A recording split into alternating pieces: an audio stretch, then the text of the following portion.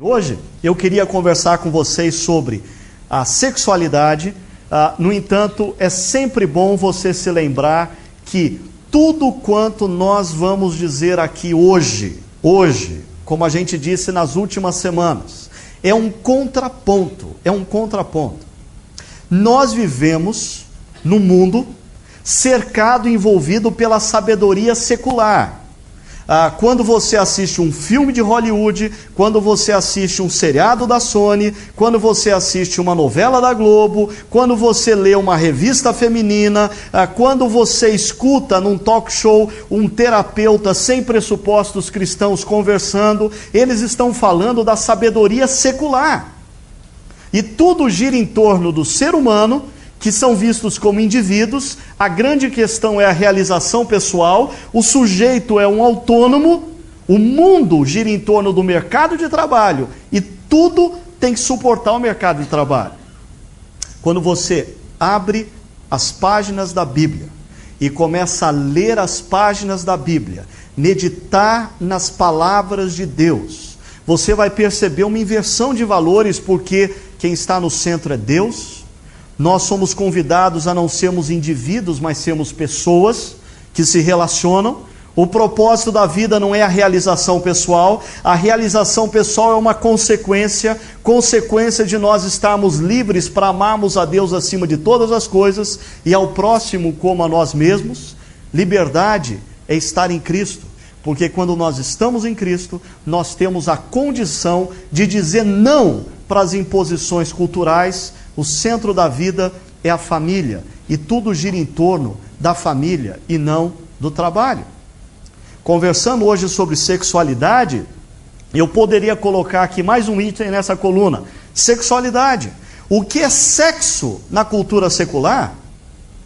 Sexo, entretenimento. A gente vê sexo, a gente escuta sexo, a gente faz sexo. Dentro da sabedoria secular, um final de semana sem sexo é um final de semana incompleto. Não teve entretenimento. Quando você abre a Bíblia, o que é sexo?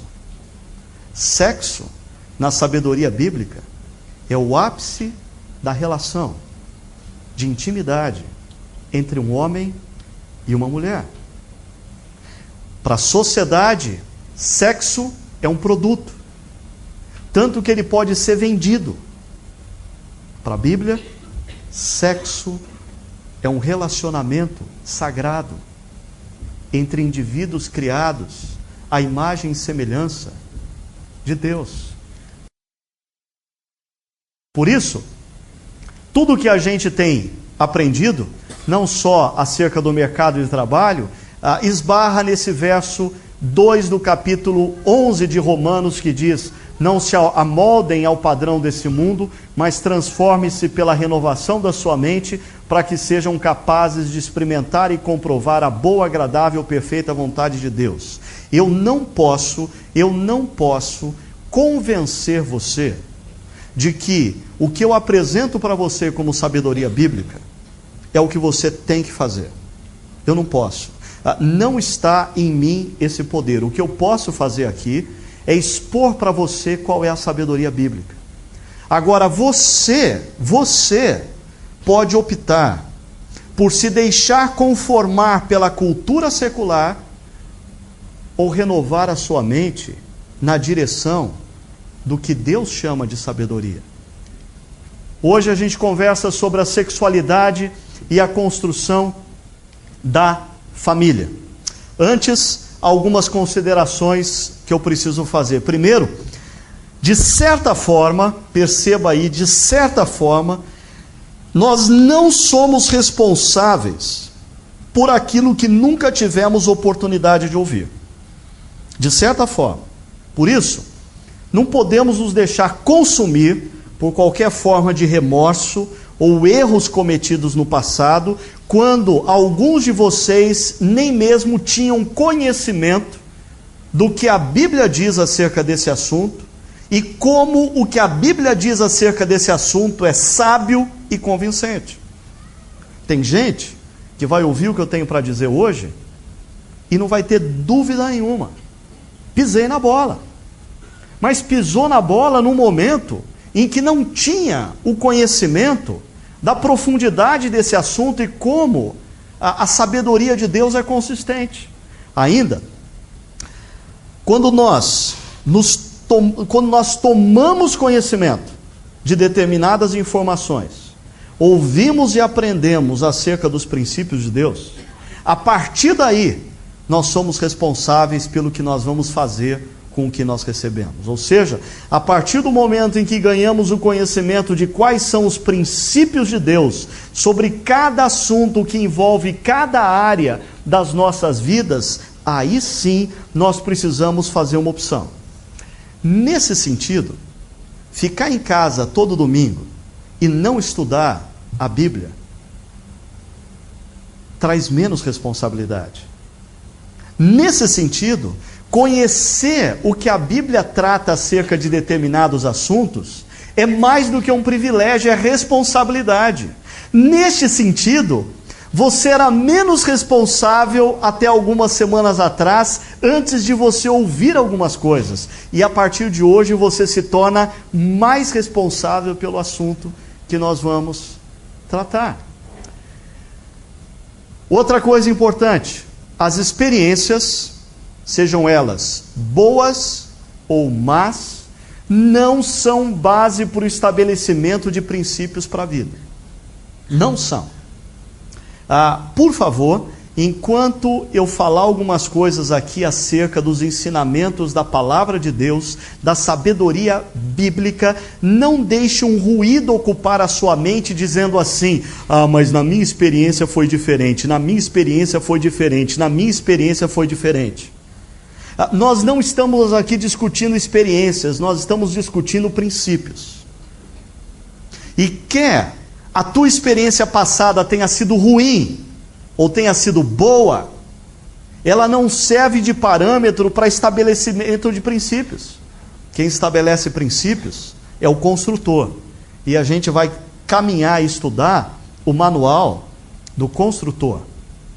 E uma última consideração. Muito do que chamamos hoje de natural, mas isso é natural. Mas isso é um instinto natural. Mas isso é um comportamento natural. Mas esse é um posicionamento natural. Muito do que nós chamamos hoje de natural são elementos de uma cultura, permita-me chamar aqui, eu já defino isso, uma cultura pós-queda. Pós-queda. Pessoas que analisam o comportamento humano, pessoas que estudam as enfermidades físicas, emocionais, espirituais dos seres humanos, jamais podem se esquecer que nós estamos estudando um ser humano no momento pós-queda. Existem coisas que são naturais, sim, mas pertencem a esse momento pós-queda. Eles não são naturais aos olhos de Deus, o Criador. Eles são agressivos aos olhos de Deus, Criador. Porque Deus não nos criou para muitas das coisas que hoje nós fazemos e chamamos de naturais.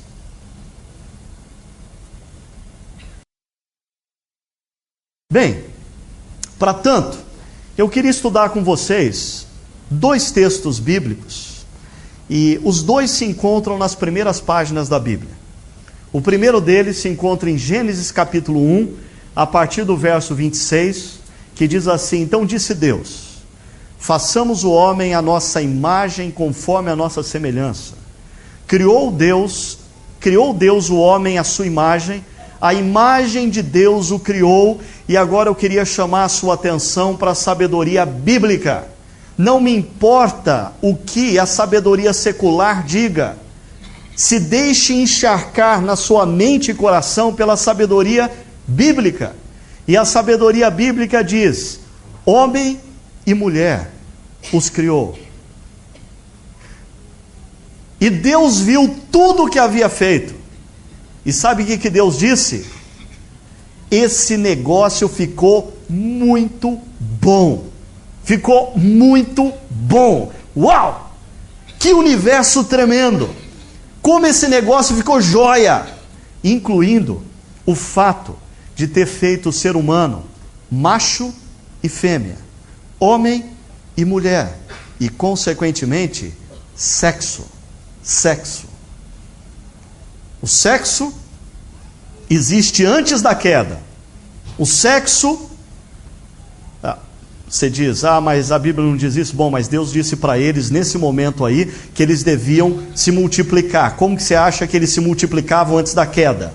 A cegonha, a telepatia. O sexo existia antes da queda. Essa visão de que o sexo é o pecado original não é bíblica, não é bíblica. O sexo é uma bênção dada por Deus. Veja só, Gênesis capítulo 2, o autor vai detalhar um pouco mais a descrição de Gênesis capítulo 1, dizendo o seguinte: como aconteceu em detalhes essa criação. Então o Senhor Deus declarou: não é bom que o homem esteja só, farei para ele alguém que o auxilie e lhe corresponda. E aí, alguns domingos atrás, eu dei a dica, Deus dá como um excelente pedagogo, Deus primeiro dá uma missão ao homem, para ele dar nome aos animais. E na medida que o homem dá nome aos animais, ele mesmo chega a uma conclusão: eu não tenho uma auxiliadora que corresponda a mim. Está me faltando alguém igual. E Deus deixa brotar a necessidade no homem para daí agir. Então o Senhor Deus fez o homem cair em profundo sono, e enquanto esse dormia, aí vem o preço, tirou-lhe uma das costelas, né? Fechando o lugar com carne. Não vou contar aquela piadinha sem graça que fala que esse negócio foi barato demais. Não, tá? Mas é importante a gente perceber que no histórico, no relato da criação bíblica, independentemente da gente estar falando de questões literais ou não, o sentido é: homem e mulher são essencialmente iguais, mas são funcionalmente diferentes. Eu já disse isso algumas semanas atrás, enfatizando a questão do homem e a mulher serem essencialmente iguais. Já eu vou voltar para enfatizar a segunda parte. São funcionalmente diferentes. O texto continua dizendo: com a costela que havia tirado do homem, o Senhor Deus fez uma mulher e a levou até ele.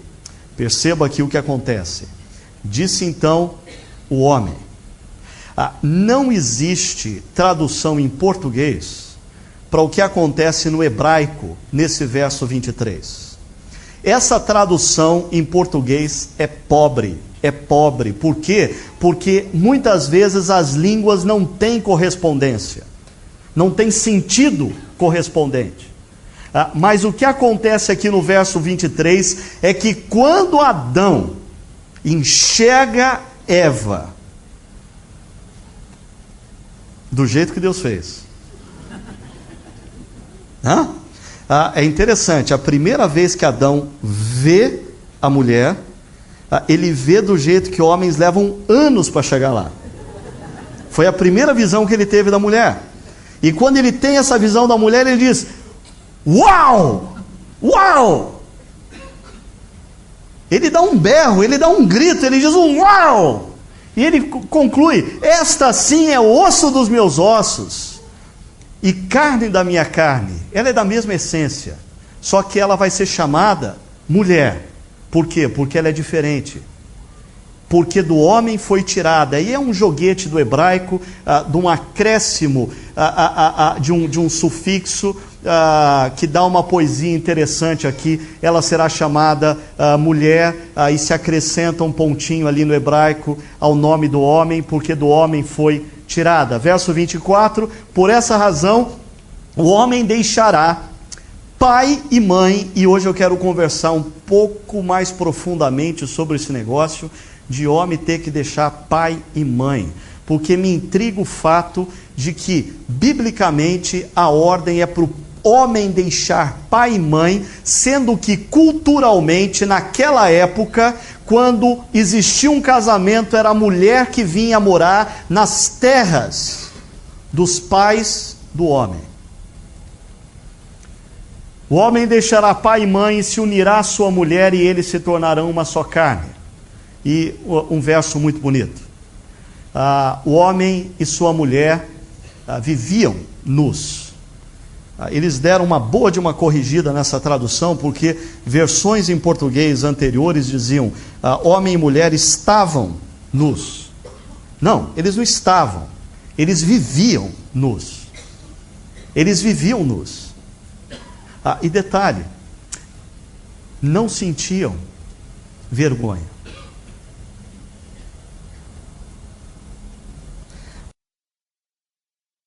Hoje, rapidamente, eu ouvi de uma pessoa que, numa conversa com seu noivo, disse assim: você quer conhecer minha vida?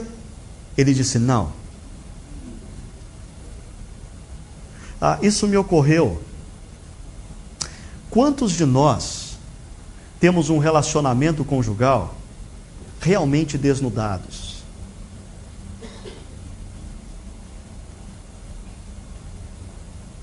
Se a sua esposa realmente te conhecer, ela continua com você? Se o seu marido realmente te conhecer, ele continua com você? Eles estavam nus. Nus fisicamente, nus emocionalmente, e eles não tinham do que se envergonhar. Bem, nesses textos eu quero destacar para vocês 3 princípios. O primeiro princípio já é conhecido de vocês: homens e mulheres são seres essencialmente iguais, mas funcionalmente diferentes. Como eu disse, alguns domingos atrás, eu enfatizei a questão de que homens e mulheres são seres essencialmente iguais. Eu queria agora trabalhar um pouquinho nessa coisa de que homens e mulheres são funcionalmente diferentes. Por quê? Porque essa é uma das verdades mais simples e básicas, mas constantemente ou esquecida ou completamente desconhecida por maridos e esposas. Uma das reclamações que eu mais escuto de homens é que as suas mulheres agem, sentem, pensam não como eles. E eles não conseguem entender por que elas agem, sentem e pensam de uma forma diferente. Por outro lado, uma reclamação que eu escuto de mulheres é que elas não conseguem entender a forma como agem, sentem ou pensam seus maridos. E principalmente por que eles não conseguem entender a forma como elas pensam, agem e sentem, especialmente quando estão com dor de cabeça. Elas não conseguem entender como homens podem lidar de forma tão pragmática com assuntos tão complexos. Enquanto homens não conseguem entender por que mulheres têm que complicar tanto um assunto tão simples. Para o homem, é tão fácil fazer sexo. Por que a mulher tem que complicar tanto? Para a mulher, como que o homem pode ser tão pragmático e simplista num assunto tão sério? Detalhe, as diferenças, elas não deveriam ser motivo de reclamação, mas sim de gratidão. Maridos, graças a Deus, as suas esposas não agem, não pensam e não sentem como vocês. Graças a Deus. Sabe por quê? Se a sua esposa pensasse, agisse, sentisse como você, você teria um outro homem em casa. E eu não sei se você se sentiria confortável com isso, mas eu não. Eu não. Da mesma maneira, mulheres, graças a Deus, os seus maridos não agem, não sentem e não pensam como vocês. Por quê? Se isso viesse a acontecer, e por sinal, Se isso já aconteceu, é um péssimo sinal. É um péssimo sinal, por quê? Mulher, você conseguiu transformar o seu marido em outra mulher. E detalhe, homens são péssimas esposas. Péssimas esposas. Você vai se frustrar se você conseguir transformar o seu homem numa esposa, porque eles são péssimos nesse negócio. Homem é bom enquanto é marido. Mulheres são boas enquanto são esposas. Mas homens e mulheres pensam, agem e sentem de formas diferentes. Essa questão da diferença entre homem e mulher tem sido muito explorada por vários autores. Deixa eu citar alguns. John Gray, nesse clássico Homens são de Marte, Mulheres são de Vênus. Larry Crabb, Homem e Mulher, Viva a Diferença. E Kevin Leman, que eu acabei de citar, O Sexo Começa na Cozinha, com o seu capítulo fantástico, Mulheres são de Plutão e Homens são os Patetas, né? Sexualmente falando, algumas pessoas dizem que homens são comparáveis a micro-ondas, né? Basta apertar um botão e em 5 minutos está tudo pronto. Mulheres são como fogão a lenha. Elas precisam de meia hora para aquecer, para esquentar. Já o pessoal que gosta de carro, a gente tem muitos aqui que gostam de carro, já existe uma outra comparação, né?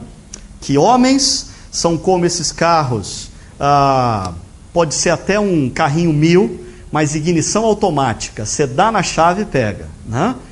Mulheres são aqueles potentes carros, motor V8, mas a álcool, numa manhã de inverno fria, né?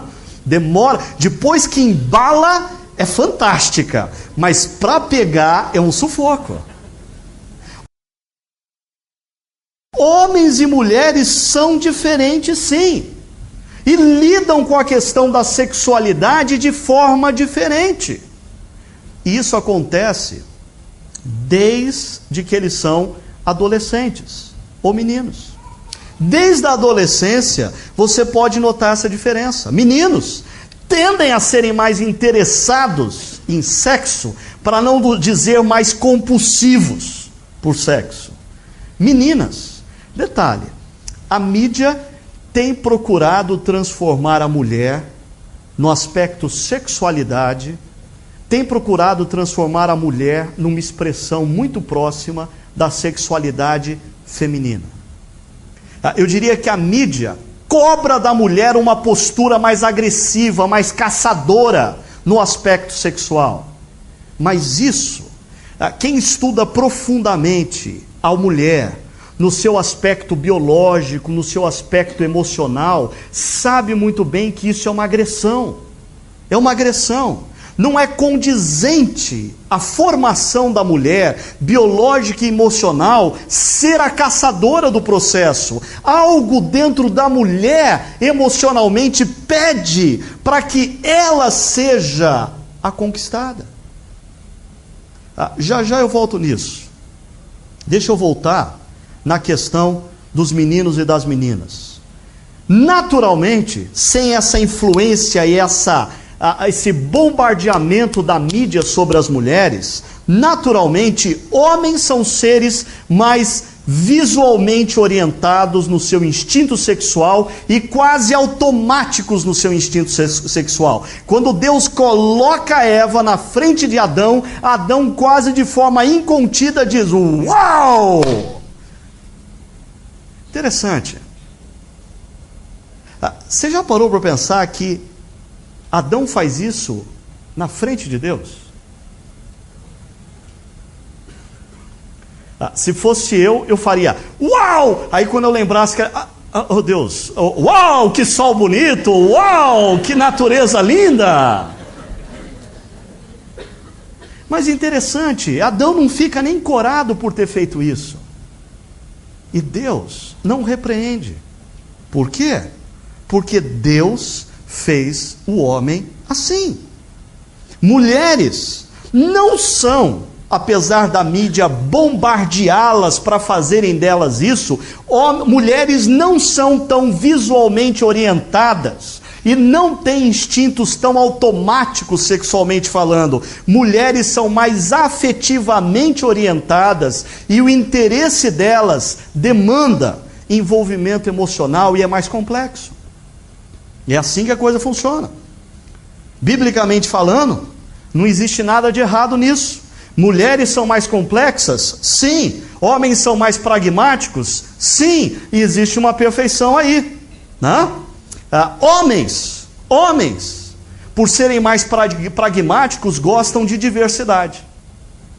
É por isso que, sem o bombardeamento da cultura atual da mídia sobre as mulheres, historicamente os homens sempre foram mais tendentes ao adultério do que a mulher.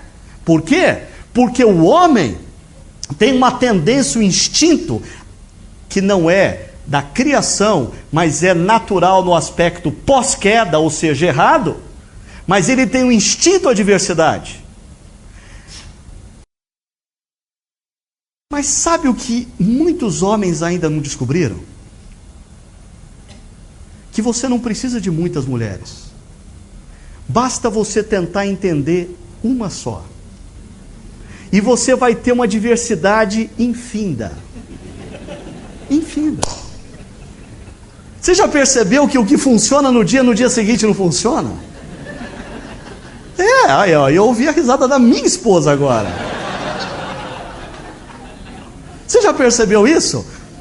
Você faz um dia e você fala, joia, descobri a mina do ouro, é aqui. No dia seguinte não funciona. Não funciona. Por quê? Porque mulheres são complexas e ainda bem que são, porque homens gostam de diversidade. Você não percebeu isso ainda? A maneira como você conquista a sua esposa um dia não funciona no dia seguinte. A maneira como você lida com a sua esposa num dia não dá certo no dia seguinte. São diferentes. E graças a Deus por isso. Agora, o grande problema, percebam, por favor, chama a sua atenção para isso. O grande problema em nossa cultura é que meninos estão crescendo. Eu vou repetir, meninos, tá bom? Meninos estão crescendo, vendo revistas, filmes e sites na internet nos quais mulheres agem profissionalmente de acordo com um padrão sexual masculino. Este é um dos grandes problemas da pornografia. A pornografia gradativamente convence um homem de que existem mulheres que pensam, agem e sentem como eles. Isso é uma mentira cultural. Elas são profissionais, são mulheres, sim, mas atuando em revistas, filmes e sites da internet como uma caricatura grotesca do feminino. Elas são mulheres, sim, mas pagas e usadas para satisfazerem o imaginário masculino. E gradativamente, meninos, crescem achando que mulheres, sexualmente falando, pensam, agem e sentem como eles. A pressão sobre as meninas é um pouquinho diferente.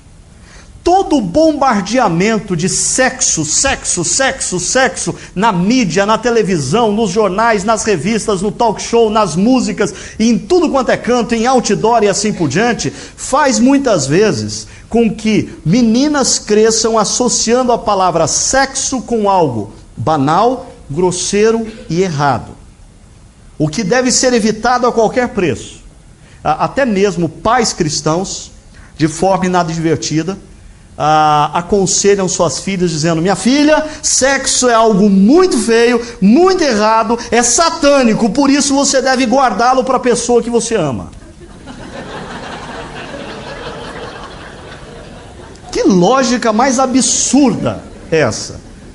Biblicamente falando, o sexo foi criado por Deus, faz parte de um pacote que recebeu o ISO 9000 divino. Deus olhou tudo e disse: esse negócio ficou bom, incluindo a sexualidade. Agora, meninas envolvidas por uma cultura familiar supostamente cristã, mas com uma visão deformada acerca da sexualidade, algumas dessas chegam no casamento, consciente ou inconscientemente, achando que no momento em que entram no quarto com seus maridos, Deus fecha os olhos ou fica do lado de fora da porta. Elas não conseguem conceber a sexualidade como uma grande bênção de Deus dada não apenas ao homem, mas também a elas. E se não bastasse essa sobrecarga cultural sobre as meninas, que faz com que elas associem a palavra sexo com algo banal, algo errado, quando elas se casam, elas se encontram com meninos. Meninos crescidos fisicamente, mas imaturos emocionalmente.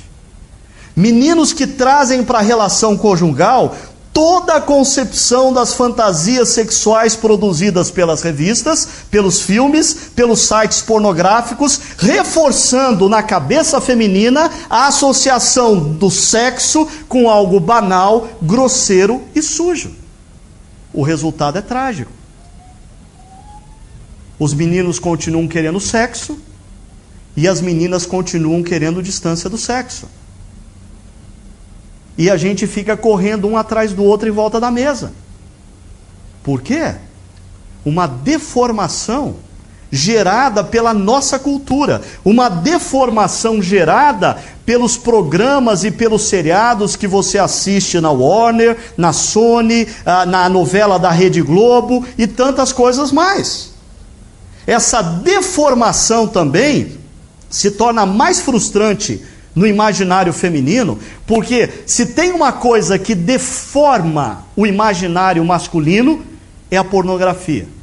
Se tem uma coisa que deforma o imaginário feminino, é comédia romântica. Porque os caras... Você já percebeu como os atores que são galãs nas comédias românticas, eles agem, pensam e sentem como mulheres? E aí as meninas querem que o seu homem haja como um ator. E a gente continua correndo um atrás do outro em volta da mesa. É claro, eu sei, eu não sou ingênuo. Existe entre as meninas hoje em dia uma segunda tendência gerada por essa pressão para que a menina ou a mulher assumam uma postura mais masculina em relação à sexualidade. E esse modelo cultural da garota sexy, liberada e caçadora gera, por exemplo, um perfil feminino do tipo Sex and the City. Não sei quantos já assistiram esse seriado. Ele não é natural e nem condizente ao mundo biológico e o emocional feminino. É uma agressão cultural. Mas especialistas podem garantir para vocês, existem inúmeros livros que vão comprovar que isso é uma agressão ao perfil feminino. Além do mais, enquanto a mídia diz que esse padrão é uma forma da mulher libertar-se dos tabus e assumir sua liberdade, mais e mais ela é vista como um objeto do prazer masculino, tornando-se refém da tendência prazer sem compromisso, sexo sem afetividade, que caracteriza a natureza masculina. Um segundo princípio desses textos diz o seguinte: homens e mulheres são funcionalmente diferentes, mas constantemente atraídos. Eu já citei para vocês aqui, desde o princípio foi assim. Quando Adão vê Eva do jeito que Deus criou, a reação dele é: uau! E Deus não o reprime. Deus, rapaz, se comporta. Porque Deus criou o homem para ser atraído pela mulher. E criou a mulher para ser atraída pelo homem. É claro, o homem é atraído quase que instantaneamente. A mulher, ela precisa de alguma coisa a mais, ela precisa ouvir o cara. Não basta o cara ter um corpão, ela já teve várias decepções com isso, ela precisa ouvir o cara, ela precisa saber o que tem na cabeça do cara, ela precisa sentir as emoções do sujeito. Homem não, homem nesse aspecto é mais tolo, ele vai pelo visual, ele é visualmente orientado. Mas Adão, quando vê Eva, você pode imaginar a cena? Deus cria, coloca Adão de frente para Eva, quando Adão vê Eva, ele dá um grande assobio. E Deus não repreende. Por quê? Porque Deus o criou dessa forma. Detalhe, isso não quer dizer que mulheres não se sentem sexualmente atraídas. Ou, isso não quer dizer que mulheres que se sentem sexualmente atraídas estão cometendo um pecado e são sujas. Não! O livro de Cantares, o qual descreve com toda intensidade a paixão, o envolvimento emocional e físico de um casal, é muito interessante. Ele começa com as palavras de uma mulher. Quem toma a iniciativa no livro de Cantares é a mulher. Eu quero provar para vocês que as mulheres podem sim se sentirem sexualmente atraídas e devem sim se deixar atrair sexualmente. Veja só como essa mulher em Cantares começa o livro no verso 2. Veja só: ah, se ele me beijasse, se a sua boca me cobrisse de beijos, sim, as suas carícias são mais agradáveis que o vinho. Que pensamentos obscenos para uma mulher bíblica, não? Não, não. São pensamentos de uma mulher envolvida afetivamente e comprometida com o homem. E ela vai além disso aqui. Isso aqui é fichinha perto do que essa mulher faz. Essa mulher, por ela ser bíblica, perceba mulheres, por ela ser bíblica, ela sabe que homem não sabe ler pensamento. Não sei se você já percebeu, homem não sabe ler pensamento. Então, o que essa mulher faz? Ela diz para o seu amado como ela quer ser abraçada e beijada. O seu braço esquerdo esteja debaixo da minha cabeça e o seu braço direito me abrace, porque o homem não consegue ler pensamento. Ela deseja, ela fala para o seu homem o que ela quer, e ela olha para o seu homem e descreve o seu homem. Eu tirei as outras figuras que eu vou precisar de muito espaço agora. Veja só o que essa mulher em Cantares capítulo 5 diz: o meu amado tem a pele bronzeada, menino do Rio. Ele se destaca entre 10.000, faz academia, tal. Seus braços, olha só, são cilindros de ouro com berilo neles engastado. Seu tronco, parecido com o meu assim, é como marfim polido adornado de safiras. Suas pernas são colunas de mármore firmadas em bases de ouro puro. Sua aparência é como o Líbano, não o nariz dele, a aparência. Ele é elegante como os cedros. Sua boca é a própria doçura. Ele é muito desejável.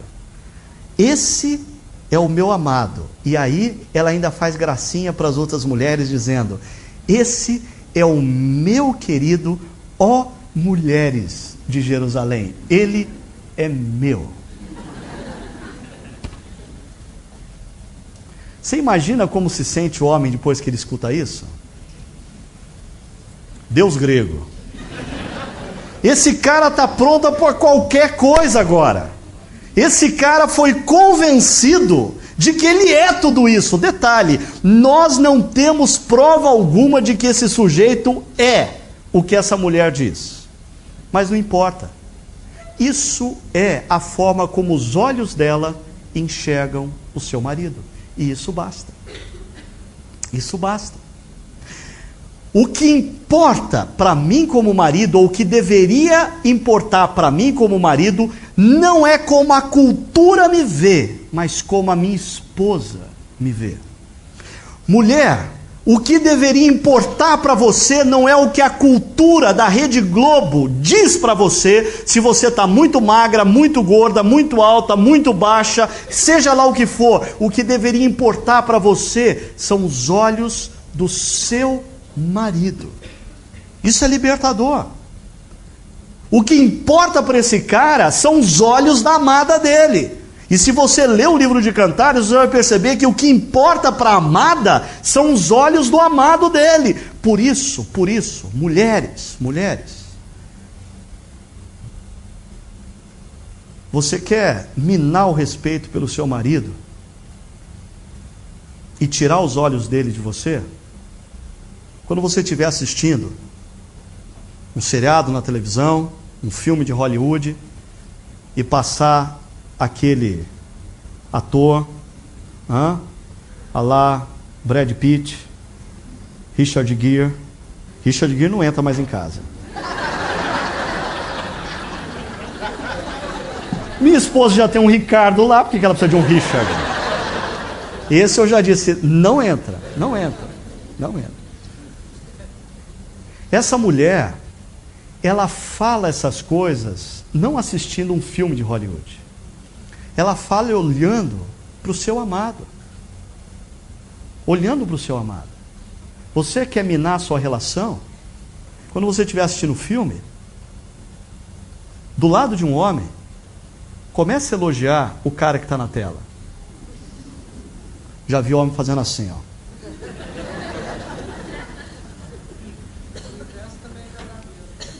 O inverso também é verdadeiro.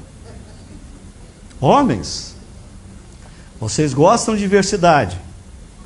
O instinto faz você olhar e a vontade é falar, fio, né? Mas coloque o seu desejo na direção da sua amada.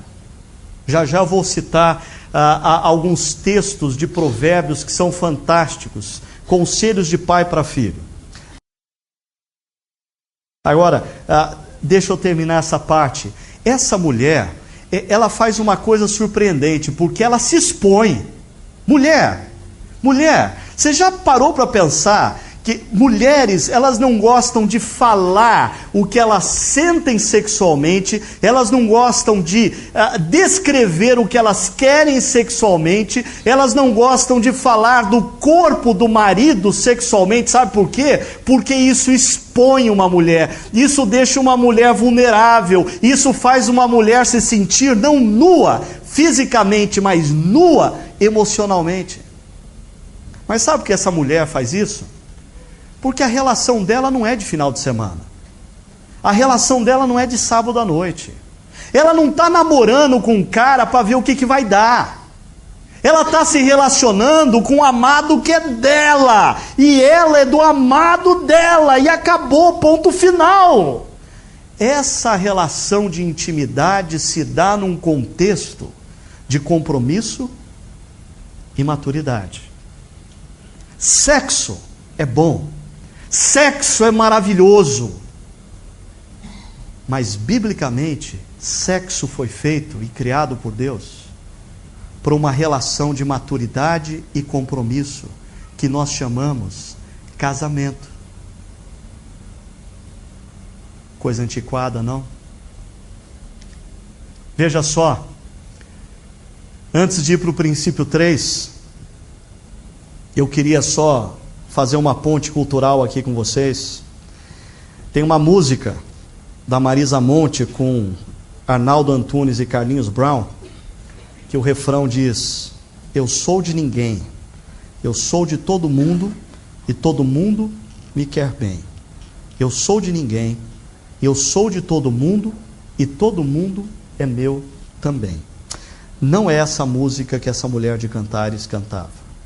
Possivelmente a música que ela cantava dizia assim: eu sou do meu amado, não sou de todo mundo, e meu amado me quer bem. Eu sou do meu amado, Não sou de todo mundo, e meu amado é meu também. Essa é a sabedoria bíblica, que culmina aqui. Homens e mulheres se relacionam sexualmente sem culpa, mas numa relação de compromisso e maturidade. Veja só, o texto bíblico em Gênesis 2:25 diz que homem e mulher viviam nus e não tinham do que se envergonhar. Eles não tinham nenhum tipo de culpa, nenhum tipo de remorso por viverem intimidade física e emocional. Por quê?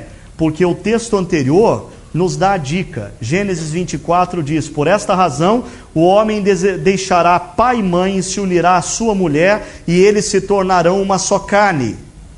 Resumo da ópera: compromisso. Compromisso.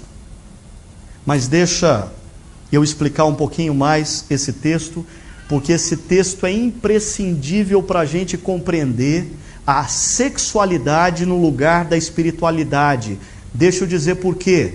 Esse texto é escrito possivelmente por Moisés há cerca de 1600 anos antes de Cristo.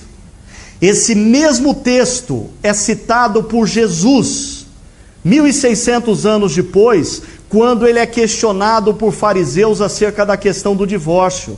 E esse mesmo texto, alguns anos mais tarde, é escrito ou descrito pelo apóstolo Paulo em Efésios 5, reforçando o fato de que esse texto é imprescindível para a compreensão da sexualidade numa perspectiva bíblica. Esse texto não é um texto cultural, esse texto é acultural, porque ele foi citado 1600 anos antes de Cristo, ele foi citado por Cristo e ele foi citado por Paulo.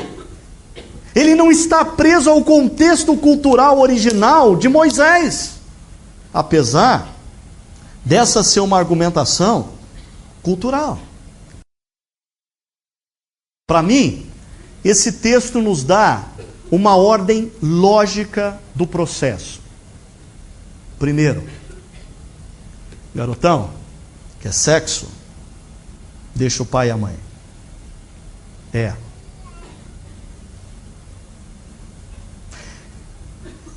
Deixa eu dizer uma coisa, não se ofendam, por favor, mas biblicamente,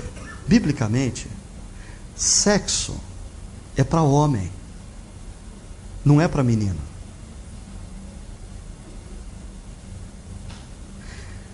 Nós temos tantos problemas, tantos desencontros na nossa sociedade. Por quê? Porque a gente está colocando coisa séria na mão de meninos. Eu escuto pais dizendo assim: meu filho ainda não tem responsabilidade para tomar conta da minha empresa. Meu filho não tem responsabilidade ainda para casar e cuidar de uma casa. Meu filho não tem responsabilidade para ter uma esposa e ter filhos. Então seu filho não tem responsabilidade para se envolver sexualmente com uma pessoa. Porque esse negócio é muito mais sério do que você possa imaginar. Sexo não é entretenimento. Sexo é um envolvimento físico, emocional, espiritual. Sexo, quando você deita e faz, a hora que você se levanta, você não é mais o mesmo. Você não é mais o mesmo. Um pedaço de você ficou com aquela pessoa, e um pedaço da pessoa ficou com você. Existe não somente um compartilhar de êxtase, de gozo físico, gente. Existe um compartilhar de experiência emocional e espiritual. Tanto que na antiguidade, muitas religiões associavam a prática do culto às sacerdotisas, às prostitutas cultuais, e parte do culto envolvia o ato sexual. Por quê? Porque desde a antiguidade as pessoas não viam o sexo como um ato no mesmo patamar de tomar um chopinho no final de uma tarde quente, nem de ir num bom restaurante e degustar uma boa comida francesa. A sexualidade não é um item do entretenimento como a nossa cultura está colocando. O cara concebe o final de semana. Bom, o final de semana bom é o seguinte: a gente vai sair, a gente vai num restaurante, a gente assiste um filminho e depois vai pro motel. Biblicamente, sexo é coisa séria. Não séria no sentido de ruim. É muito bom. Muito bom, mas se torna melhor ainda quando feito num ambiente aonde você pode se dar totalmente ao outro e ter o outro totalmente, porque você sabe que existe um compromisso. Na manhã seguinte ele está do seu lado, depois de um mês ele está do seu lado, depois de um ano ele está do seu lado, e quando você já for uma velhinha ou um velhinho e não tiver mais isso para oferecer, ele ainda estará do seu lado. Isso nos dá a liberdade de vivermos a sexualidade na sua plenitude. Uma entrega total, incondicional. Como diz o apóstolo Paulo em 1 Coríntios 7, o corpo da mulher não é mais dela, é do marido. O corpo do marido não é mais dele, é dela. Por isso você, mulher, não tem o direito de fazer greve de sexo. Você, homem, precisa sim cumprir a sua função bíblica, de corresponder às necessidades físicas da sua esposa. Isso é o sexo na perspectiva bíblica. Veja só, eu acho que essa ordem do deixar o pai e a mãe é estranha, porque naquele contexto a mulher se casava e vinha morar na propriedade dos pais. Logo, eu não creio que esse texto esteja dizendo que o homem tem que ter condições financeiras para sustentar a sua própria família. Isso é muito mais uma imposição cultural atual do que bíblica. Então vamos diferenciar experiência cultural de fato bíblico. Para mim, isso aqui tem a ver com um fator psicológico. O homem está pronto e disposto a deixar de ser filho para assumir o seu papel de marido e pai? Em outras palavras, antes de um homem ter sexo, é importante que ele demonstre disposição de ter responsabilidade. Por quê? Porque biblicamente sexo é algo muito bom, mas para gente grande, não para meninos. Sexo é uma tremenda bênção, mas para ser usufruída por gente responsável, que já abriu o direito de ser o filhinho da mamãe e o filhinho do papai. Para ser o pai dos filhinhos e o marido da mulher. Esse negócio é sério. Meninas, você está saindo com um cara e você está oferecendo sexo para ele, e quem arruma a cama dele ainda em casa é a mamãe, quem faz o prato dele na hora do almoço é a mamãe, antes dele sair, quem vem e abotou aqui o botãozinho para arrumar o colarinho dele é a mamãe, você está numa fria. Esse cara nunca vai crescer. Sabe por quê? A sabedoria bíblica é a seguinte, e aqui eu vou falar um negócio que vai ter gente que vai brigar comigo depois, mas já brigaram por tanta coisa, eu não vou ficar bravo com mais essa. Por que Deus deu esse negócio para meninos, que o cara fica 100 por hora querendo sexo em tudo quanto é canto, e o cara vai ficando doidão na medida que passa os 15, 16, 17, 18 anos, e o sexo fica aflorado no cara? Você sabe por quê? Deus fez o homem assim? Para que toda essa energia seja canalizada numa direção. Eu preciso crescer, porque eu quero casar. Sabe o que acontece na nossa cultura? A gente dá sexo para menino. E eles têm 15, 20, 30, 40 anos e continuam menino. Sabe por quê? Eles não precisam crescer. Eles não precisam crescer.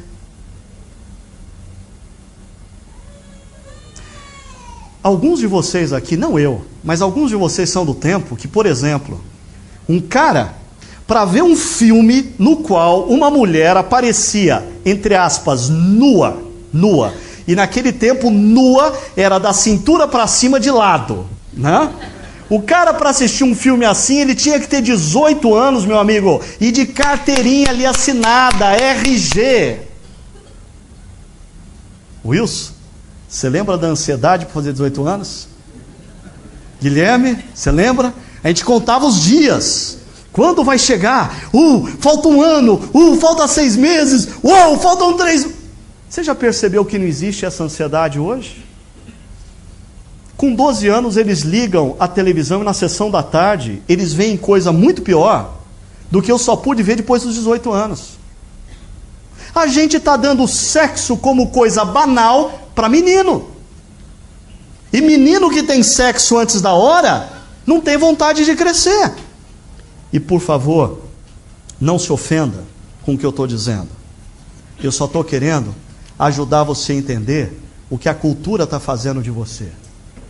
E aí você decide o que você vai fazer do que fizeram de você. Por um lado, deixa eu deixar claro isso aqui. Por um lado, desejo sexual não é tudo para casar, tá? Muita calma nessa hora. O fato de você querer sexo não significa que você deve casar. Não.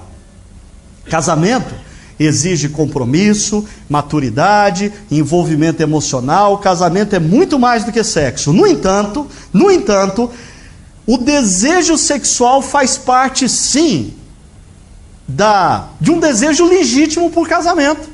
O apóstolo Paulo, em 1 Coríntios capítulo 7, verso 9, diz assim: se não conseguem controlar-se, devem casar-se, pois é melhor casar-se do que ficar pegando fogo, ardendo em desejo, saindo faísca para tudo quanto é lado. Paulo não é da nossa época. Se Paulo vivesse hoje, ele sabe que a turma não arde em desejo.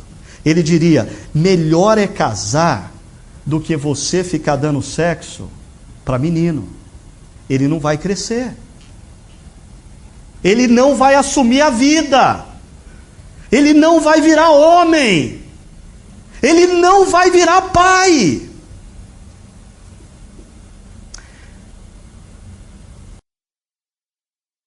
Quando eu me deparo com casais vivendo o processo de separação, duas coisas são muito comuns.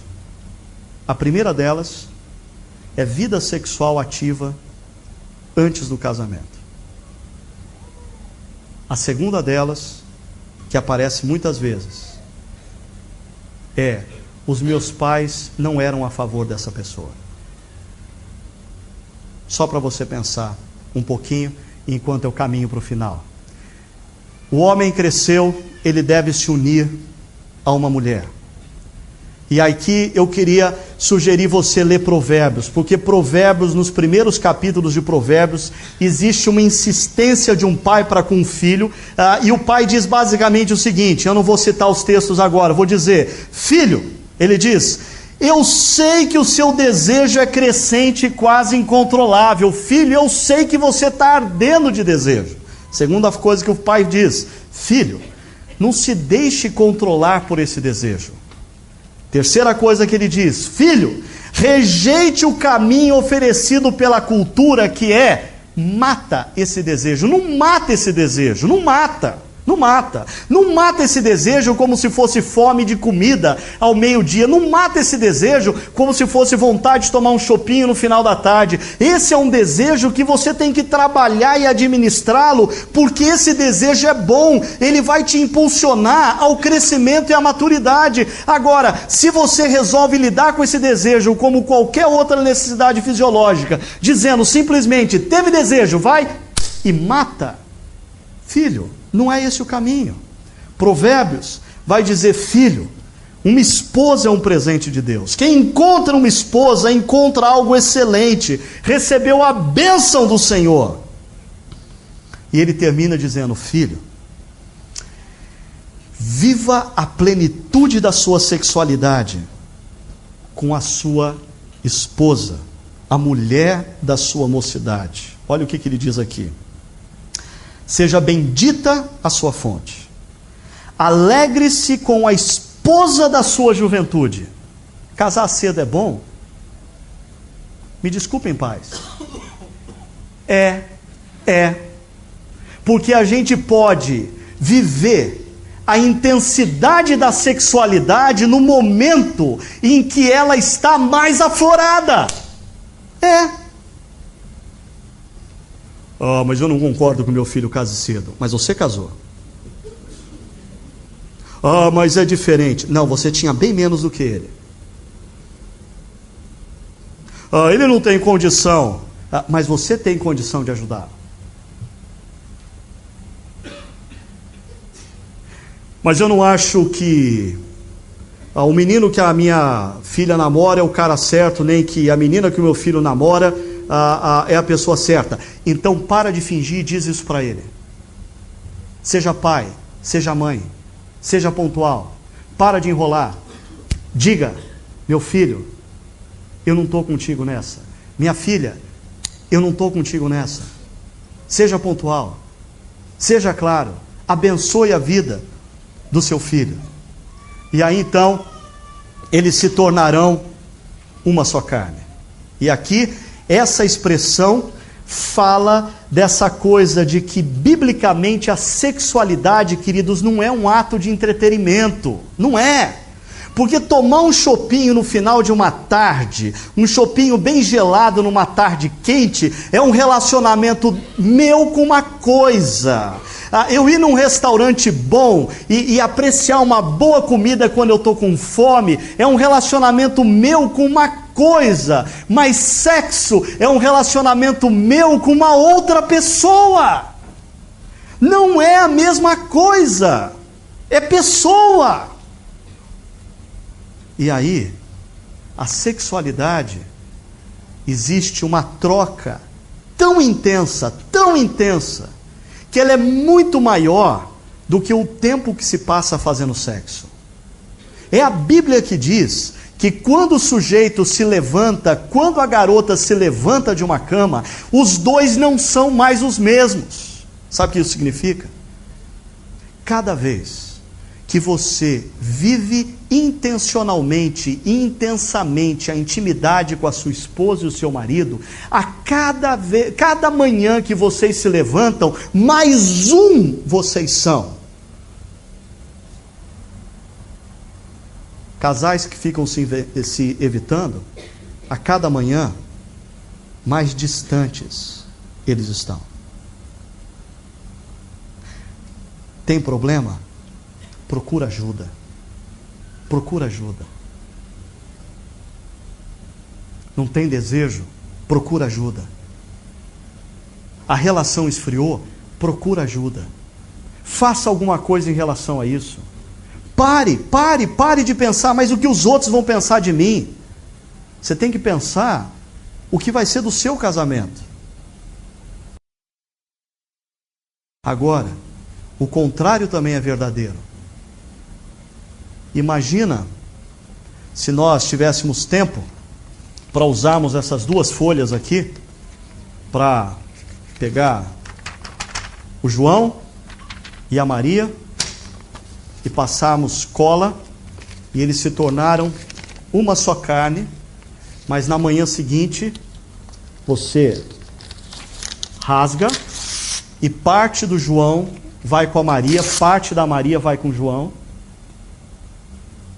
e eles se juntam com outras pessoas, e a cada relacionamento é parte que vai ficando de cada lado. O que vai sobrar no final? Os terapeutas podem responder melhor do que eu. A confusão emocional que existe na mente de pessoas que viveram diversas experiências. O Luiz Fernando Veríssimo tem uma crônica fantástica, de um casal discutindo a relação na cama. E aí, A mulher fala, mas fulano, olha, você tem que botar para fora dessa cama a Martinha, a Francisca, a Maria José, porque elas me incomodam. E ele diz, mas você nunca botou para fora da nossa cama o Marcelo, o Leonardo, o Renato, você também tinha que colocar eles para fora da cama. E ela diz, mas se eu colocaria, se você colocasse para fora da cama a Márcia, a Maria José, e todas aquelas outras. E aí eles vão discutindo, até que vem o nome de alguém, e aí a mulher vira para o cara e fala, não, o nome dessa não. Não bote essa mulher na cama, porque daí quem sai sou eu. Sou eu. O que essa crônica relata? Uma verdade bíblica. Aqueles dois, eles estão se relacionando não um com o outro, mas um com o amontoado de relacionamentos do outro, o outro com o amontoado de relacionamentos deste um. A coisa fica feia e complexa. Eu termino lançando 3 desafios para vocês. Primeiro, eu sei que eu acho que tem 3 tipos de pessoas no nosso auditório hoje. Diante do que eu falei, tem gente que vai voltar, tem gente que não vai voltar, e tem gente que vai pensar. Mas fora esses 3 tipos, tem outros 3 tipos. Um é de gente que precisa lidar com o passado. Gente que durante o que eu falei, se sentiu incomodada em relação ao seu passado. Deixa eu te dar um texto bíblico, para você se relacionar com o seu passado. Anote aí para você meditar durante a semana. Isaías 43, 25 e Isaías 44, 22. Sou eu mesmo, aquele que apago suas transgressões por amor de mim e que não se lembra mais de seus pecados. Deus pode fazer tudo novo. Basta você se voltar para Ele e dizer, Deus, eu quero recomeçar. Me perdoe. Eu pisei na bola. Eu errei. Eu quero zerar. E eu gosto dessa expressão. Apago as suas transgressões. Deleto as suas transgressões. Deus, reformata o nosso hard disk. Acabou. Começou do novo. Isaías 44, 22. Como se fossem uma nuvem, varri para longe suas ofensas. Como se fossem a neblina da manhã, os seus pecados. Volte para mim, pois eu o resgatei. Puxa vida. Nosso Deus é tremendo. O nosso Deus não é esse sujeito que olha para a gente e diz, você pisou na bola, agora arrebenta a tua cabeça e paga os teus pecados. Deus é o Deus que olha para a gente e diz, você pisou na bola? Meu filho, vem aqui. Ainda mais agora você vai precisar de mim. Eu quero te perdoar. E eu quero que você comece de novo. Uma nova vida. Zera o seu casamento. Zera o seu namoro. Zera a sua história. E decida hoje começar do zero, porque Deus te dá essa oportunidade. Mas tem gente que precisa lidar com o futuro. Ricardo, você fica falando aí de casamento, e eu aqui, não tenho namorado, eu aqui há 5 anos esperando, eu aqui já com meus 30 e tantos, eu aqui, é muito fácil falar, você está casadinho com a Sônia e tal, e eu? Deixa eu te dar um texto também, Provérbios 3, 5 a 7, confie no Senhor de todo o seu coração, e não se apoie no seu próprio entendimento. Reconheça o Senhor em todos os seus caminhos. Reconheça que esse momento na sua vida faz parte do que Ele está fazendo em você. Deus não está longe do teu caminho, Ele está no teu caminho, Ele está trabalhando. E Ele endireitará as suas veredas. Não seja sábio aos seus próprios olhos. E é isso que muitas vezes a gente faz quando escuta os princípios da sabedoria bíblica.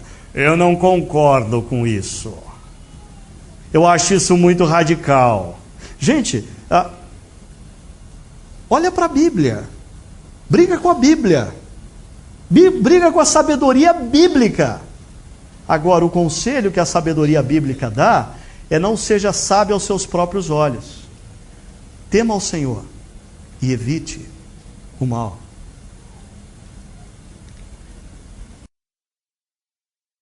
E tem um terceiro e último tipo de gente aqui. Gente que está precisando lidar com um presente. Gente que vai ter que resolver a parada do que vai fazer hoje, do que está fazendo da sua vida. Gente que precisa tomar decisão séria. Séria. A olhar para sexo como coisa de gente grande e parar de agir com um menino. Um texto bíblico para você também. Romanos 12, verso 2. Esse já é conhecido nosso. Não se amoldem ao padrão desse mundo. Eu sei que o que você está fazendo, os seus amigos fazem, as suas amigas fazem, o pessoal da faculdade faz, o pessoal da empresa faz, todo mundo faz. Eu sei, eu sei. A questão é isso que Deus quer que você faça? Esse é o convite de Deus para a sua vida. Mas transforme-se pela renovação da sua mente, para que sejam capazes de experimentar e comprovar a boa, agradável e perfeita vontade de Deus. Deixa eu falar a última coisa. Tem muita gente que acha que Deus é um estraga-prazer. Tem gente que acha que Deus, ele fica atrás do muro, e quando a gente resolve fazer alguma coisa que dá prazer, ele aparece e diz: chega, acabou, pode parar. Deus estraga prazer. Deixa eu te falar uma coisa. Os princípios de Deus são dados a você e a mim, não para estragar o nosso prazer, mas para a gente ser feliz. Para a gente ser feliz. Quando a gente é criança, a gente acha que se enfiar o dedo na tomada a gente vai ser feliz. Vai ter sim uma sensação incrível.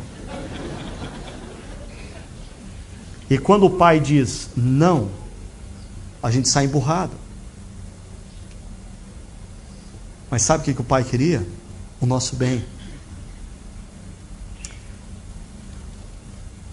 Os seus amigos da faculdade, os seus amigos do trabalho, os seus amigos por aí, vivem de uma determinada maneira. A pergunta que eu faço é o seguinte: quanto tem demorado o casamento deles?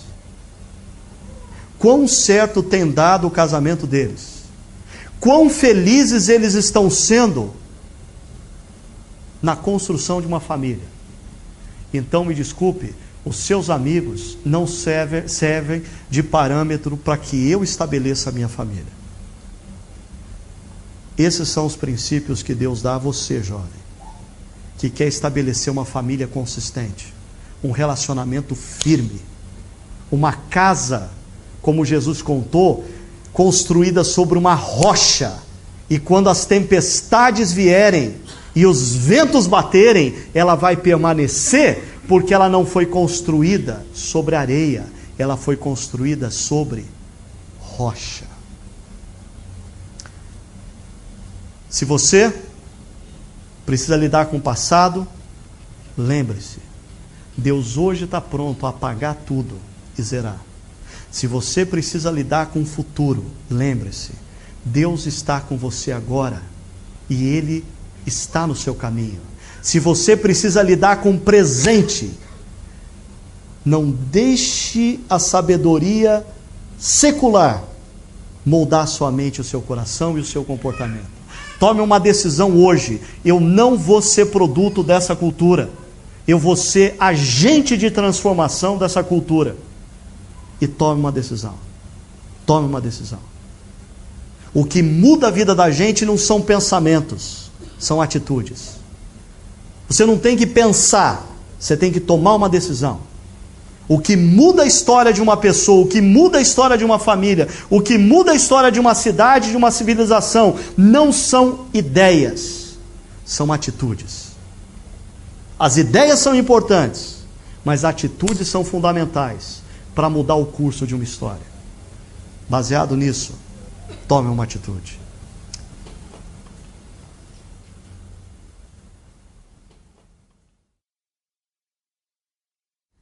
Senhor, mais uma vez nós queremos pedir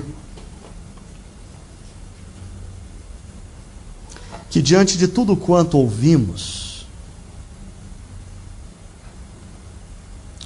o Teu Santo Espírito derrame sobre nós uma profunda humildade para reconhecermos que apesar de tudo quanto pensamos ou experimentamos no passado das nossas vidas, a verdade continua sendo a Tua vontade. Se nós não agimos no passado como Tu querias, e estamos aqui hoje felizes, não é porque o nosso caminho funcionou, mas é porque a Tua graça superabundou nas nossas vidas. E nós queremos Te agradecer por isso. Como pais, nós Te pedimos, dá-nos sabedoria para ensinarmos aos nossos filhos o Teu caminho. Dá-nos sabedoria para incentivarmos os nossos filhos a viverem nos Teus caminhos. Como pais, dá-nos o prazer de vermos os nossos filhos constituindo famílias saudáveis, estáveis e sendo felizes na relação conjugal deles. Mas dá-nos, Senhor, a ousadia para sermos pais e mães de uma geração que está sendo consumida por uma cultura utilitarista e hedonista. Dá-nos, Senhor, a unção do Espírito Santo para trabalharmos com os nossos filhos. Eu Te peço, Pai, como maridos, reaquece o nosso amor pelas nossas esposas, dá-nos nessa noite uma maior sensibilidade para com elas. Como mulheres, reaquece a paixão pelo marido, faz com que o desejo pelo marido volte a se acender, e dá a todos nós aqui, Senhor, maridos e mulheres, o privilégio de termos uma relação conjugal satisfatória, feliz, consistente, prazerosa, celebrando o Senhor através da nossa sexualidade. Aqueles que estão aqui são solteiros, divorciados, eu Te peço, Senhor, abençoa-os, coloca no coração deles a certeza de que eles são tão amados pelo Senhor quanto qualquer pessoa casada neste lugar. E que o Senhor tem um plano para a vida deles tão maravilhoso quanto qualquer outra pessoa aqui.